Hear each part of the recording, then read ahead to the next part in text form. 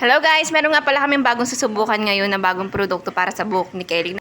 So medyo dry and frizzy na nga yung buhok ni Kelly dito, as you can see. So ito na, natatawa nga ako ngayon kasi niloloko ko siya ngayon na parang walis tambo na yung buhok niya dito. So ito nga guys, ayan yan yung nabili namin product sa TikTok. So hanggang ngayon nga, tawa pa rin ako sa buhok niya kasi nga parang walis tambo talaga yung matigas, dry and frizzy. Kaya nga nagulat ako nung unang spray ko pa lang, madulas siya. Tapos tinuloy-tuloy ko nga siya guys, at nung sinuklay ko, nagulat din ako kasi nasuklay ka agad yung buhok ni Kelly. Tsaka medyo smooth na siya. Gulat na gulat talaga ako, wow ako ng wow dyan. In-spray-sprayan ko pa nga ulit para ganap na yung pagiging malambot na hair. So effective nga siya guys. Promise, ayan yan. Na-damage kasi ito nung naligo kami sa dagat, tapos nagbisikleta siya ng napakatirik ng araw. Nabili nga lang pala namin to ng 49 pesos.